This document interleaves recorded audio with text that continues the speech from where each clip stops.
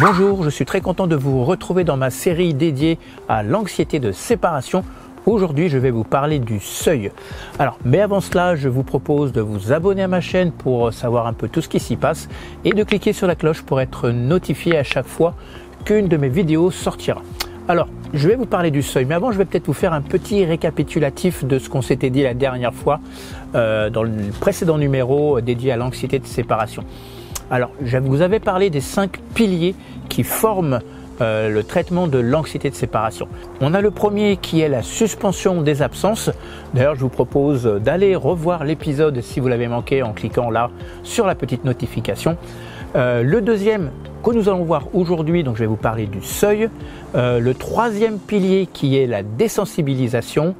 Le quatrième qui est la médication et le cinquième qui sont en tout cas les moyens techniques qu'on va utiliser pour justement trouver le seuil et pouvoir communiquer avec les propriétaires des chiens. Qu'est-ce que c'est que le seuil? Le seuil, c'est un moment très important pour justement établir tout le protocole de désensibilisation.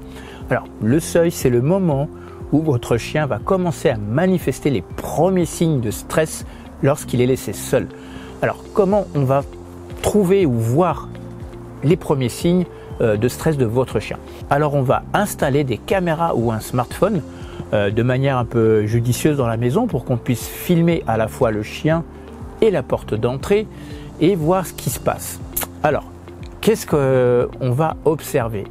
Comme je vous le disais, on va observer tous les signaux qui peuvent nous faire penser à du stress. Une fois qu'on observe ces signes, qu'on trouve les premiers signes, ça peut être effectivement un chien qui n'arrive pas à se calmer, qui fait les 100 pas, qui va commencer à vocaliser devant la porte, qui va commencer éventuellement aussi à faire ses besoins.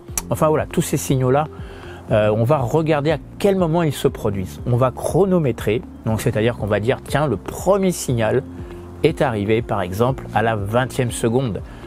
Le chien s'est mis à vocaliser. Donc, on va prendre ces 20 secondes comme seuil de tolérance de votre chien à rester seul. C'est-à-dire qu'au-dessus de 20 secondes, votre chien est déjà en stress. Donc, dans le protocole de désensibilisation, on va, dans un premier temps, rester toujours sous le seuil de votre chien. Pour résumer, c'est vraiment un moment très important que d'aller trouver le seuil de tolérance de votre chien à rester seul, car c'est de là que découle en fait le protocole de désensibilisation. Voilà ce qu'on pouvait dire donc sur le seuil. Je vous retrouve dans un prochain numéro où je vais du coup aborder le protocole plus en profondeur avec la désensibilisation qui est vraiment le cœur du protocole de l'anxiété de séparation.